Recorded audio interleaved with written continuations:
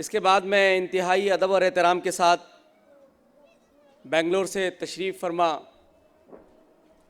S امیر الحسن صاحب سے گزارش کرتا ہوں کہ وہ اس عنوان کے تحت ہماری رہنمائی فرمائیں۔ السلام علیکم ورحمۃ اللہ وبرکاتہ۔ نحمدہ ونصلی علی رسولہ الکریم، اما بعد، قال اللہ تعالی فی القرآن المجید والفرقان الحمید، فاعوذ باللہ من الشیطان الرجیم، بسم اللہ الرحمن الرحیم۔ یا بنی اسرائیل اذکروا نعمتی التی انعمت علیکم واوفوا بعہدی اوفی بعہدکم وایای فارہبون۔ صدق اللہ العظیم۔ رب اشرح لی صدری ویسر لی امری واحلل عقدۃ من لسانی یفقہوا قولی۔ رب یسر ولا تعسر وتمم بالخیر، سبحانک لا علم لنا الا ما علمتنا انک انت العلیم الحکیم۔ ڈائس پر جلوہ افروز جماعت اسلامی ہند کے امیر مولانا سید جلال الدین عمری صاحب، جماعت اسلامی ہند کے اور ملت اسلامیہ کے دیگر قائدین جو سٹیج پر تشریف رکھتے ہیں، خلد آباد شہر کے آج کے اس عوامی پروگرام میں شریک خواتین و حضرات، میرے لیے یہ بڑی مسرت کی بات ہے، میں اپنے لیے شرف سمجھتا ہوں کہ آج کی شام خلد آباد جو اولیاء اکرام علیہم السلام کی سرزمین ہے، جسے روضہ بھی کہا جاتا ہے، یعنی جنت کا ایک ٹکڑا، آج جنت کے اس ٹکڑے میں کھڑے ہونے اور اولیاء اکرام کی سرزمین میں انہوں نے جو کام کیا، انہوں نے جو دعوت دی، انہوں نے ہندوستان کی تعمیر میں جو کردار ادا کیا، ان باتوں کو میں چاہتا ہوں کہ آج یاد کروں اور آپ کو بھی یاد دلاؤں، اور ہمارے لیے لاہی عمل جو آج ہمارا موضوع ہے، وہ لاہی عمل وہاں ہمیں ملے گا، تو اس لیے مجھے یہاں کھڑا ہونا ہوا۔ رہی بات کہ ہندوستان، اس پر ہمارے مقررین نے مسائل کا جو انبار ہے وہ آپ کے سامنے پیش کیا۔ ہندوستان کو دیکھنے کا دو نقطہ نظر ہے۔ ہندوستان ایک بہت بڑا ملک ہے، دنیا کی عظیم آبادی ابھی تو دوسرے نمبر پر ہے، لیکن کچھ ہی سالوں کے بعد، 4-5 سال کے بعد، جیسا کہ سروے بتاتا ہے، دنیا کا پہلا نمبر کا ملک ہو جائے گا جہاں اتنی بڑی آبادی ہے۔ 125 کروڑ سے زیادہ آبادی ہے۔ اتنی بڑی آبادی کے ملک میں ضرور کچھ مسائل ہوتے ہیں۔ صرف اس کو اس نقطہ نظر سے دیکھیں کہ مسائل ہی مسائل ہیں، جس سے ہماری حوصلہ شکنی ہو، ہم مایوسی کا شکار ہو جائیں، ہمارے اندر عزم و حوصلہ ختم ہو جائے، یہ نقطہ نظر بھی صحیح نہیں ہوگا۔ اور یہ بھی سمجھیں ہم کہ یہاں کچھ نہیں ہو رہا ہے، آل از ویل ہم سمجھیں، تو یہ بھی گویا کہ ریئلسٹک ویو پوائنٹ نہیں ہوگا۔ میں ان دونوں کے بیچ میں جو اعتدال کا رویہ ہے وہ یہ ہے کہ ہندوستان میں جو مسائل ہیں وہ مسائل اپنی جگہ صحیح ہیں، اور یہ انسانی تاریخ کبھی مسائل سے آزاد نہیں رہی ہے۔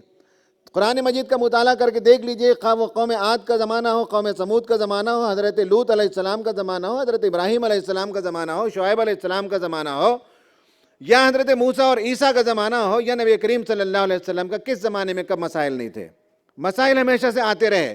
انسانی سوسائٹی میں یہی چیلنج تو ہے، ان جیالوں کے لیے، ایمان والوں کے لیے، قرآن پر سے محبت رکھنے والوں کے لیے، رسول اللہ کی امتی ہونے کا دعویٰ کرنے والوں کے لیے یہی تو چیلنج ہے کہ انہی حالات میں ان کے ہنر، ان کے حوصلے اجاگر ہونی چاہیے، اور دنیا کی تعمیر کے لیے وہ کام کریں گے۔ تو دنیا کی تاریخ کا مطالعہ کر جائیے، ہمیشہ مسائل رہے ہیں۔ آج ہندوستان میں جو مسائل ہیں، اگر میں یہ کہوں کہ اطراف کی دنیا کو دیکھیں گے، پاکستان، بنگلہ دیش، برما، افغانستان، عراق اور ایران اور دیگر ممالک، تو آپ کو کیا لگتا ہے کہ اس سے زیادہ گمبھیر صورتحال ہے ہندوستان کی؟ نہیں۔ اللہ کا شکر ادا کرنا چاہیے کہ ہم ایک ایسے ملک میں رہتے ہیں جہاں کی ایک بہت بڑی آبادی امن پسند ہے۔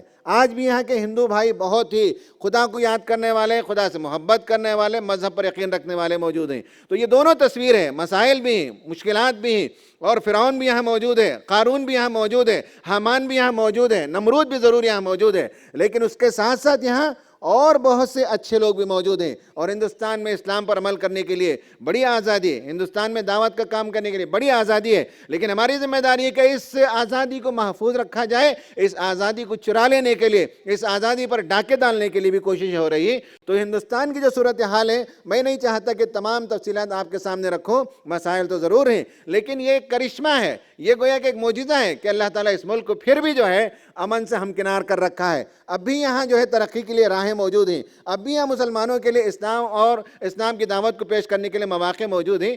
گویا کہ ہندوستان کی جو صورتحال ہے اس میں ایک طبقہ ہے جن کی طبیعت کی شرارت, جن کی طبیعت کی خباثت اور جن کی طبیعتوں کی فرعونیت کے نتیجے میں مسلمان تو مسلمان, عام ہندوستانی بھی پریشانی کا شکار ہے. ان سب میں ہماری ایک ذمہ داری بنتی ہے اور اس ذمہ داری کو ادا کرنا اس وقت ہمارا کام ہے. انشاءاللہ اسی پر ہم تفصیل سے بات کریں گے. قرآن میں اگر تلاش کریں کہ اس طرح کی جو صورتحال ہے وہ کہاں ملتی ہے, تو آپ کو قوم فرعون میں اور حضرت موسیٰ علیہ السلام کی دعوت میں کم و بیش اس طرح کا ایک عکس ملے گا, اس طرح کی ایک تصویر ملے گی. ہندوستان میں جو آج دو مسائل اگر ہم کہنا چاہیں کہ چھوٹا کر کے اگر اسے مختصر کر کے اگر کہنا چاہیں تو دو بڑے مسائل بیان کر سکتے ہیں. ایک تو یہ ہے کہ اگریسو نیشنلزم, جہاں قومیت کا زہر پلا کر لوگوں کو جو ہے دیوانہ بنایا جانا, یہ گویا کہ بعض جو حکمران طبقے ہیں ان کی مجبوری ہوتی ہے. فرعون بھی یہی کام کرتا تھا اور حضرت موسیٰ علیہ السلام کے سلسلے میں اور ان کی قوم کے سلسلے میں یہی باتیں کرتا رہا اور ان کو بتاتا رہا, ڈراتا رہا کہ اگر ان لوگوں کو آزادی دے دی جائے اور ان لوگوں کو کام کرنے کا موقع دیا جائے تو ایک دن آئے گا کہ تم خود اپنی سرزمین سے نکل جاؤ گے. یہ فیئر سائیکوسس کہا جاتا ہے, یعنی حکمرانی کرنے کا ایک ٹول ہے کہ لوگوں کو خوف کے اندر مبتلا کر کے رکھا جائے. اور فرعون نے یہ کام کیا اور آج کے فرعون بھی یہ کام کرتے ہیں. یرید ان یخرجکم من ارضکم فماذا تأمرون, اپنے حوالیوں سے, اپنے موالیوں سے, اپنے حاشیہ برداروں سے, اپنے پارلیمنٹ میں گفتگو کی فرعون نے اور پوچھا کہ یہ لوگ چاہتے ہیں اپنی دعوت کے ذریعے سے تم کو اپنی سرزمین سے بے دخل کر دیا جائے, بتاؤ مشورہ دو کہ کیا کیا جائے ان کے سلسلے میں. حضرت موسیٰ اور ہارون نے جب دعوت دی تو کہا قالوا ان ھذان لساحران ان یریدان ان یخرجوکم من ارضکم بسحرہما ویذھبا بطریقتکم المثلی. اس نے کہا کہ یہ دونوں بھائی اپنے جادو کے ذریعے سے یخرجاکم, تم کو اس سرزمین سے نکال دینا چاہتے ہیں, اور تمہاری جو شاندار تہذیب ہے, تمہاری جو پرمپرا ہے, تمہارا جو کلچر ہے جو بہت شاندار ہے, اور تمہارا جو ماضی رہا ہے اس میں یہ اور یہ ہوتے رہے. یہاں ہندوستان میں بھی یہی بیان بتائی جاتی ہے کہ ہماری وہ تہذیب تھے جس زمانے میں میزائل انوینٹ کر دیا گیا تھا, ہمارے یہاں پلاسٹک سرجری ایجاد ہو گئی تھی, ہمارے یہاں فلاں اور فلاں ایجاد ہو گیا تھا. یہی بات وہ اپنی قوم سے کہتا ہے بطریقتکم المثلی, جو شاندار مثالی تہذیب جو فرعون کی تہذیب ہے اس تہذیب کے لیے خطرہ ہے موسیٰ اور فرعون کی دعوت. تو یہ ایک پہلو ہے جو اس زمانے میں ان لوگوں نے کہا, اور آج بھی مسلمانوں کے سلسلے میں یہ بات بیان کی جاتی ہے, ڈرایا جاتا ہے, خوف پیدا کیا جاتا ہے اگر مسلمان جو ہے آگے بڑھ جائیں گے. کبھی کہا جاتا ہے کہ ان کی آبادی بڑھ رہی ہے, کبھی کہا جاتا ہے کہ اذان زور سے دیتے ہیں, کبھی کہا جاتا ہے کہ ملک کے پیٹریاٹ نہیں, کبھی فلاں کہا جاتا ہے. ان سب سے ایک بات سمجھ میں آتی ہے کہ فرعون کی اپنی ضرورت ہوتی ہے کہ حکمرانی کرنے کے لیے لوگوں کو خوف کے اندر مبتلا رکھا جائے. وہی فرعونیت آج سے 4000 سال پہلے بھی تھی, وہی فرعونیت آج بھی پائی جاتی ہے, اور اس کا حل بھی قرآن مجید ہمیں دیتا ہے. انشاءاللہ ہم تفصیل سے بات کریں گے. ایک مسئلہ تو یہ مسئلہ اس ملک کے اندر پایا جاتا ہے جس پہ ہمیں غور سے دیکھنا پڑے گا, اور دوسرا مسئلہ وہ ہے گلوبل امپیریلزم, یعنی عالمی سامراج ہے جو ہندوستان میں مداخلت کیے ہوئے ہیں. جن لوگوں نے ذرا تفصیل سے مطالعہ کیا, میرا تو نہیں ہے, جن لوگوں نے مطالعہ کے اسٹڈی کیا انہوں نے بتایا ہے کہ یہ جو ڈی مانیٹائزیشن ہوا یہ خود بھی باہر کی قوتوں کے اشاروں پر یہ کام ہوا. اور امریکہ میں وہاں کے سپریم کورٹ میں کمپنیوں نے کیس ہار لیا جو وہ کارڈ استعمال کرتے ہیں, ڈیبٹ اینڈ کریڈٹ کارڈ, اس میں 2% 3% 5% لیتے تھے, اور وہاں کی سپریم کورٹ نے ان پر پابندی لگا دی کہ تمہیں کیا حق پہنچتا ہے کہ صرف تمہیں کریڈٹ کارڈ دے کر 2% جو ہے لوگوں سے دکان میں جب ہم سوائپ کرتے ہیں تو دکاندار کے پیسے سے 2% چلے جاتے ہیں. اس پر جب پابندی لگی, کہا کہ 0.5% سے زیادہ اور آدھے % سے زیادہ نہیں لینا ہے. تو ان کو دنیا میں مارکیٹ کی ضرورت تھی کہ پلاسٹک کارڈز کو کیسے ہم عام کریں, سوائپنگ مشینز کو کیسے ہم عام کریں, اور دنیا میں اس سے بڑا ملک کہاں پایا جاتا ہے جو اس طرح سے بے وقوفی کی حرکت کرے. اور اس طرح کے جو حکمران ہیں جو ان کے حد تک چڑھ جاتے ہیں اور بڑی آسانی کے ساتھ انہوں نے اس آئیڈیا کو قبول کر لیا اور ڈی مانیٹائزیشن کر دیا, غریبوں کے پیسے نکال کر مالداروں کے جیب میں بھر دیا, اور آپ سے کہہ دیا کہ سب پیسے رکھنا اب منع ہے, اب اس کے بعد پلاسٹک کارڈ رکھیے, سوائپ کرتے رہیے. گویا کہ بڑی بڑی کمپنیاں ہیں جو اپنے پلاسٹک کارڈ بیچنے کے لیے, اپنے سوائپنگ مشین بیچنے کے لیے, یا اس طرح کے اور بھی بہت سی ٹیکنالوجیکل جو چیزیں ہیں وہ بیچنے کے لیے سب کام کرنا پڑتا ہے, وہ کرتے ہیں. اور اس کے نتیجے میں ہندوستان میں بڑی پریشانی آئی. یہ باہر کے جو بڑے بڑے امپیریلسٹ ہیں ان کے اشاروں پر یہ سب کام ہونے لگتا ہے ہندوستان کے اندر. یہ دو بڑے مسائل ہیں, یہ مسائل تمام ہندوستان کے واسیوں کا مسئلہ ہے. ایک تو یہ کہ اگریسو نیشنلزم, جس میں نفرت ہے, جس میں غصہ ہے, جس میں غضب ہے, جس میں جھوٹ ہے, جس میں گویا کہ فرعونیت پائی جاتی ہے. اور دوسرا مسئلہ ہے قارونیت کا. یہ دونوں جب مل جاتے ہیں تو مسئلہ گمبھیر ہو جاتا ہے. فرعون اور قارون دونوں کی دوستی جو ہے, دونوں کی گانٹھ جوڑ کے نتیجے میں موسیٰ علیہ السلام کی تحریک کے لیے بڑا چیلنج ہو گیا تھا. آج بھی فرعون اور آج بھی قارون, یہ دونوں مل کر جو ہے ہندوستان کے لیے بڑا مسئلہ بنے ہوئے ہیں. لیکن یہاں کی عوام اکثریت ایسی ہے جو اس سے نفرت کرتی ہے, اسے چینج کرنا چاہتی ہے, اور وہ چینج کے لیے کیٹلسٹ اگر ہے, وہ چینج کے لیے دہی بنانے کے لیے جیسے جمن چاہیے, وہ جمن اگر ہیں تو مسلمان ہی اس ملک کے اندر اگر آپ رول پلے کریں گے تو اس ملک کی تقدیر بدل سکتی ہے, اس ملک کا مزاج بدل سکتے ہیں, اس ملک کی سیاست اور معیشت کو بہت کچھ کنٹریبیوٹ کیا جا سکتا ہے. یہ بہت بڑا کام ہے جو یہاں کے مسلمانوں کو کرنے کا ہے. آخر میں حضرت موسیٰ علیہ السلام کی جو دعوت کا حاصل ہے, انہوں نے اپنی قوم کے درمیان ایک تقریر کی, اور اس تقریر میں آپ نے بتایا, اپنی قوم کو 4 نکاتی فارمولے دیے. وہی 4 نکاتی فارمولے آج بھی ہمارے لیے فٹ ہیں, آج بھی ہمارے لیے اس پر کارکردگی کرنے کے لیے مواقع ہیں. کہا قال موسیٰ لقومہ, موسیٰ علیہ السلام نے اپنی قوم سے کہا استعینوا باللہ, اللہ تعالیٰ کی استعانت طلب کرو, اللہ کی مدد طلب کرو. جس کے پیچھے اللہ تعالیٰ کا سہارا ہو, اللہ تعالیٰ کی قوت ہو, اس قوم کا کوئی نقصان نہیں کر سکتے. اور اللہ تعالیٰ تحفظ دینے والا, اللہ تعالیٰ کائنات کا بادشاہ ہے. اللہ کی استعانت اگر مل جائے تو گھبرانے کی کوئی بات نہیں ہے. ہمارا تعلق اللہ سے کمزور ہو گیا, جب بھی کوئی مسئلہ آتا ہے, گھر میں مسئلہ آتا ہے تو فوراً ڈاکٹر کے پاس جائیں گے, جب بیماری آتی ہے, کوئی اور پرابلم ہوتا ہے تو پولیس اسٹیشن جائیں گے, کورٹ جائیں گے, کچہری جائیں گے. یہ جو مزاج ہے اس سے ہٹ کر پہلے اللہ تعالیٰ کی طرف رجوع کرنا, اللہ سے تعلق بنانا اور اللہ سے وابستہ رہنا, یہ وقت کی بڑی ضرورت ہے. استعینوا باللہ, اس پر میں کچھ اور بات کروں گا. وَاصْبِرُوا إِنَّ الْأَرْضَ لِلَّهِ, اللہ تعالیٰ کہا کہ صبر اختیار کرو. نمبر 1 ہے کہ 4 نکاتی فارمولے میں پہلا فارمولہ اللہ سے استعانت طلب کرو, اور دوسرا کہا کہ صبر اختیار کرو, تیسرا کہا کہ ان الارض للہ یورثها من یشاء من عبادی, اللہ تعالیٰ کی جو سرزمین ہے اس میں جسے چاہتا ہے اللہ تعالیٰ جو ہے حکومت کرنے کا موقع دیتا ہے, وہ اس کی وراثت ہے اور اس کا منشا ہے, اس کی حکمت ہوتی ہے. وہ بہتر جانتا ہے کہ کس کو کب موقع دیا جائے, اور جب بھی اللہ تعالیٰ کسی کو موقع دیتا ہے کوئی کام اللہ تعالیٰ عبث نہیں کرتا, کوئی کام اللہ تعالیٰ حکمت کے خلاف نہیں کرتا.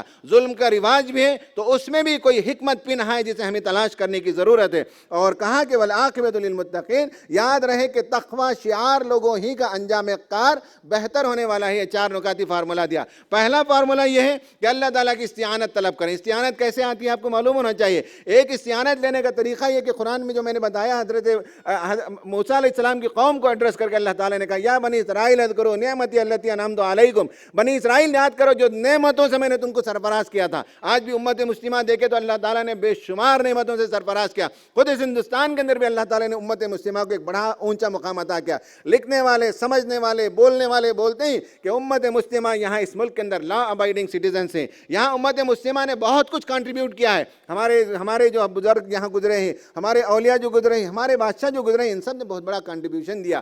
تو ان میں سے ایک اللہ تعالیٰ کہتا ہے کہ تم ان نعمتوں کو یاد کرو اور تم نے جو وعدہ مجھ سے کیا اسے پورا کرو, پھر میں نے جو وعدہ تم سے کیا وہ پورا کروں گا. یہ گیو اینڈ ٹیک ہے. پہلے تم اپنا وعدہ پورا کرو. تم نے کلمہ شہادت پڑھ کے اللہ تعالیٰ سے وابستگی کا وعدہ کیا تھا, رسول اللہ کو اپنا اسوہ بنانے کا وعدہ کیا تھا, دین کی دعوت کو دنیا میں عام کرنے کا وعدہ کیا تھا. تم اپنا وعدہ پورا کرو, پھر میں اپنا وعدہ پورا کرتا ہوں. یہ ایسا نہیں ہوگا کہ اللہ تعالیٰ پہلے اپنی رحمتیں نازل کر, اللہ تعالیٰ ہم کو جو ہے بغیر ہاتھ پیر ہلائے سرخرو کر دے اور ہم کو اللہ تعالیٰ اونچا مقام عطا کر دے. یہ تو بنی اسرائیل کی بھی تمنا تھی. حضرت موسیٰ نے کہا کہ جاؤ جہاد کرو, فلسطین تمہیں ملے گا. تو کہا کہ نہیں موسیٰ تم اور تمہارا خدا جا کے لڑو، اور جب فلسطین فتح ہو جائے گا تو ہم آ کر براجمان ہو جائیں گے۔ یہ مزاج ہمارے اندر بھی ہے کہ بغیر کچھ کیے کہ ہماری دعائیں دیکھ لیجئے مسجد میں، اللہ نے جو کام ہم کو دیا واپس پلٹا کر اللہ کے حوالے ہم کر دیتے ہیں۔ اللہ تعالیٰ ہدایت کی ہوائیں چلا دیں، اللہ تعالیٰ فلاں کر دیں۔ بھائی ہم کو دیا گیا تھا ہدایت کا کام کرنے کے لیے، ہوائیں چلانے کا کام اس کا کام نہیں، وہ ہرگز نہیں چلائے گا ہدایت کی ہوائیں۔ ہدایت کا پیغام لے کر دنیا میں چلنے پھرنے محنت کرنا وہ ہماری ذمہ داری تھی۔ ہم کو جو کام دیا گیا ہم الٹا پلٹا کر اللہ تعالیٰ کو دے دیتے ہیں۔ ہم کو اللہ تعالیٰ نے کہا کہ دنیا میں جاؤ، لوگوں کے سامنے دعوت کا کام پیش کرو۔ اللہ تعالیٰ سے اللہ نے ہم کو یہ ذمہ داری دی کہ یہاں کا اگر اقتدار بھی چاہیے تو اس کے لیے بھی ایک طریقہ ہے، اس طریقے سے جانا چاہیے۔ ہم یہ کہتے ہیں کہ صاحب اللہ تعالیٰ اس کو برباد کر دے، اس کو پناہ کر دے، ان کے بنگلوں کو، ان کے اجتماعیت کو، ان کے فلاں کو، جمعہ کے دن کھڑے ہو کر ہم گویا کہ بد دعا کرنے لگتے ہیں۔ اللہ تعالیٰ نے جو کام ہمارے ذمے کیا کہ اس دنیا کے اقتدار کو سنبھالنا، اس دنیا کو راستہ دکھانا، اس دنیا کی رہنمائی کرنا، وہ کام ہم نے چھوڑ کر اس کے حوالے کرنا شروع کر دیا۔ استعینوا باللہ میں پہلا کام ہے دعوت کا کام۔ یہ جو بزرگوں کا جو شہر ہے جہاں تقریباً 1500 اولیاء کرام مدفن ہیں، ہندوستان میں اسلام آیا تو 3 طریقوں سے آیا۔ ایک کوسٹل علاقہ جتنا ساحلی علاقہ ہے اس پورے علاقے میں تاجر حضرات آئے ہندوستان میں، اور ان کی کوششوں اس سے اسلام غالب آیا، اسلام یہاں پھیلا۔ تاجر حضرات خواہ وہ ملبار کا علاقہ ہو، خواہ وہ تمل ناڈو کا علاقہ ہو، خواہ کونکن کا علاقہ ہو، خواہ اس طرح کے اور کرناٹک کے جو ساحلی علاقے ہیں، یہاں اسلام آیا تو تاجروں کے حوالے سے آیا۔ آج بھی تجارت کے ذریعے سے اسلام کی دعوت کو ہندوستان کے اندر پیش کرنا بالکل ممکن ہے، اور ہماری تجارت کے ذریعے سے اسلام کی دعوت کو پیش کرنا چاہیے۔ نمبر 2 اسلام جو آیا وہ اولیاء کرام علیہ السلام کے اور ان کی زندگیوں سے اور ان کی کوششوں سے ہندوستان کا پورا جو مڈل علاقہ ہے، جس میں آندھرا پردیش اور کرناٹک اور یہ مہاراشٹرا اور اس طرح کے اور جو علاقے ہیں، سینٹرل علاقے، یہاں اولیاء کرام اور بزرگوں نے اسلام کی دعوت دی، یہاں کے بندگان خدا کو راستہ دکھایا، اپنے اخلاق سے، اپنے کردار سے، اپنی تعلیمات سے اور اپنے پیار اور محبت سے، ان ساری چیزوں سے ان کے دلوں کو جیت لیا۔ آج بھی یہ بات ممکن ہے، اور آج بھی اس طریقے سے اسلام کی دعوت کو دینا آسان ہے۔ اور تیسرا ہے اسلام جو آیا وہ فوجی چھاونیوں کے ذریعے سے، بادشاہوں کے ذریعے سے، جو بالخصوص نارتھ انڈیا کا علاقہ ہے، وہاں اسلام جو ہے وہ چھاونی کے ذریعے سے اور قوت کے ذریعے سے اور بادشاہوں کے ذریعے سے اور فوج کے ذریعے سے اسلام آیا۔ یہ 3 کیٹیگری کا اسلام ہندوستان میں آج بھی پایا جاتا ہے، اور تینوں کے آثار آج بھی اس ہندوستان میں دیکھ سکتے ہیں۔ ساؤتھ انڈیا کا مسلمان، کوسٹل علاقے کا مسلمان، وہ آج بھی تاجر پیشہ ہے۔ ان سارے علاقوں کے لوگ آج بھی پیسفل زندگی بسر کرتے ہیں جہاں اولیاء نے دعوت دی، اور وہ علاقہ جب بادشاہوں کے ذریعے سے آیا، وہاں تاریخ کو مسخ کر کے آج بھی جو ہے کہیں نہ کہیں خلش پیدا کرنے اور قوموں کو جو ہے کے درمیان دراڑ پیدا کرنے کی کوشش کی جا رہی ہے۔ یہ آج بھی ہم ہندوستان کے اندر دیکھتے ہیں۔ تو بہرحال استعانت کا ایک طریقہ یہ ہے، استعانت اللہ تعالیٰ کی استعانت طلب کرنے کا دوسرا طریقہ یہ ہے کہ اتحاد امت کے درمیان موجود ہو اور آپس میں مل جل کر رہنا ہم سیکھیں، تب چل کر یہ کام ہوتا ہے۔ میں ابھی انڈمان نکوبار آئلینڈ جا کر آیا، وہاں جو ہے انڈمان 830 جزیروں پر مشتمل انڈمان نکوبار آئلینڈ ہے، اور جزیرے بڑے چھوٹے جزیرے ہیں، اس کے بیچ میں جو ہے سمندر ہے، اور اس میں سے جو جزیرے ہوتے ہیں وہ چھوٹے چھوٹے جزیرے، اس کے اندر بے شمار اللہ تبارک و تعالیٰ نے فلورا اینڈ فانا جسے کہتے ہیں، یعنی انواع اقسام کے جانوروں کو اور انواع اقسام کے پھلوں کو، درختوں کو، پھولوں کو اللہ نے پیدا کیا۔ اس کی حفاظت کا ایک ذریعہ یہ بنایا، مینگروز کہتے ہیں، یعنی درخت، چھوٹے چھوٹے درخت ہوتے ہیں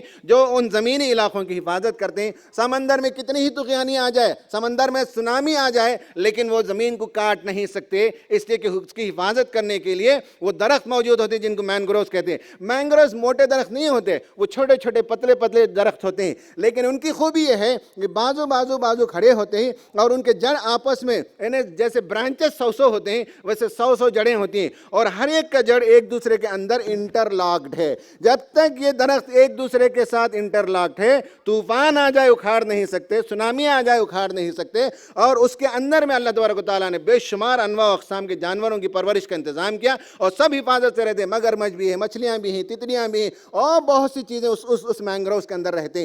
امت مسلمہ کے لیے یہی سبق ہے کہ ایک دوسرے کے ساتھ جب تک ہم انٹر لاکڈ رہیں گے، ہندوستان کیا پوری دنیا میں کوئی بھی طوفان اٹھ جائے مسلمانوں کا کوئی نقصان نہیں پہنچا سکتا۔ یہ ہمارے لیے بہت بڑا سبق ہے کہ مینگروز کو دیکھتے ہیں تو مینگروز جس طرح سے زمین کی حفاظت کرتے ہیں، اس ملک کی حفاظت ہماری ذمہ داری ہے، اور اس ملک کے اندر اللہ نے جو خیر رکھا، خوبیوں کو رکھا ہے، اس کی حفاظت کرنے کے لیے امت مسلمہ اگر آپس میں ایک دوسرے کے ساتھ متحد ہو جائیں، جیسے میں نے کہا کہ ایک دوسرے کے جڑ ایک دوسرے کے ساتھ انٹر لاکڈ ہو جاتے ہیں، ویسے یہاں بہت سی جماعتیں، بہت سی تنظیمیں، بہت سے مسلک کے لوگ ہیں، لیکن ان کے درمیان اتحاد ہو، پیار ہو، محبت ہو، اور ورکنگ میکانزم ہم پیدا کریں۔ یہ نہیں کہتے کہ ہم اپنا مسلک چھوڑ دیں دیں, اپنی جماعت چھوڑ دیں, اپنا طریقہ چھوڑ دیں. نہیں, ہم اپنے اپنے مسلک پہ رہتے ہوئے ہندوستان کی حفاظت کے لیے, امت کی حفاظت کے لیے, دین کی حفاظت کے لیے ہم کتنا ورکبل اتحاد پیدا کر سکتے ہیں, اس پر ہمارے بڑوں کو, ہمارے ذمہ داروں کو بیٹھ کر سوچنا ہوگا. اور جب تک ہوگا اللہ تعالیٰ کی استعانت آئے گی. آپس میں اگر اکھڑ جائیں گے تو پھر اللہ تعالیٰ جو ہے اپنی مدد نہیں بھیجتا ہے. جو قوم آپس میں لڑے, جو قوم آپس میں ایک دوسرے کا جو ہے گلا کاٹنے کے لیے تیار ہو,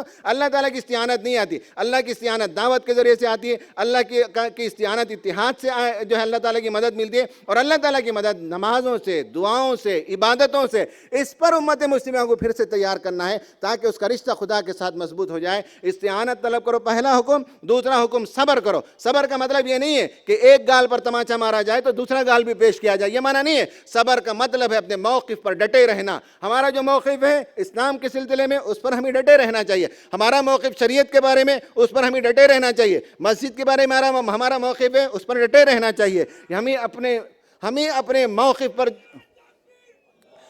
اپنے موقف پر جمے رہنا چاہیے. اور اللہ کی استعانت ہے, اللہ کی مدد ہے تو کوئی ہمارا نقصان نہیں پہنچا سکتا, یہ ہمیں یقین ہونا چاہیے. دوسرا پیغام تھا حضرت موسیٰ علیہ السلام کا, جو ہمارے لیے بھی یہی پیغام ہے. تیسرا یہ ہے کہ زمین کی خلافت, اس کے بارے میں اسے چینج کرنے, اسے بہتر بنانے, اسے ڈائریکشن دینے, اسے اورینٹیشن دینے کے لیے تمہیں کام ضرور کرنا پڑے گا, لیکن وہ اللہ تعالیٰ کی حکمت پر مبنی ہے, اللہ کی مشیت پر مبنی ہے. وہ کب کسے اٹھاتا ہے اور کب کسے گراتا ہے. اور کسی کو اللہ تعالیٰ نے ہمیشہ کا عروج عطا نہیں کیا, لیکن فرعونیت جب کسی کے اندر آ جاتی ہے تو اللہ تعالیٰ اٹھا کر پھینک دیتا ہے چٹکیوں کے اندر. دنیا کا کون سا فرعون ہے جو عزت کے ساتھ اس دنیا سے گیا ہو؟ دنیا کا کون سا فرعون ہے جو سرخ روئی کے ساتھ اس دنیا سے گیا ہو؟ ہر فرعون کا بہت بدترین انجام ہوا. تو بہرحال یہ اللہ تعالیٰ کے حوالے ہیں, ہم کو اپنا کام کرنا چاہیے. حضرت موسیٰ نے کہا کہ وہ اللہ تعالیٰ جب وقت آئے گا وہ تمہیں عطا کرے گا. اور آخر بات یہ ہے کہ تقویٰ کی روش اختیار کرو, اللہ سے ڈر کر زندگی بسر کرو. دنیا سے ڈر کر نہیں, پارٹیوں سے ڈر کر نہیں, اپنے مستقبل کے ڈر کر نہیں, اپنے پیٹ سے ڈر کر جینا نہیں ہے, بلکہ اللہ سے ڈر کر زندگی بسر کرو تو اللہ تعالیٰ تمہارے لیے راہیں کشادہ کر دے گا. اللہ تعالیٰ سے دعائیں کہ اللہ تبارک و تعالیٰ اس امت مسلمہ کو عزت و سرخروی عطا فرمائے اس ہندوستان میں, اور اس کے ذمہ جو کام ہے اس کام کو سمجھنے اور اسے ادا کرنے کی توفیق عطا فرمائے. آمین. وآخر دعوانا ان الحمدللہ رب العالمین.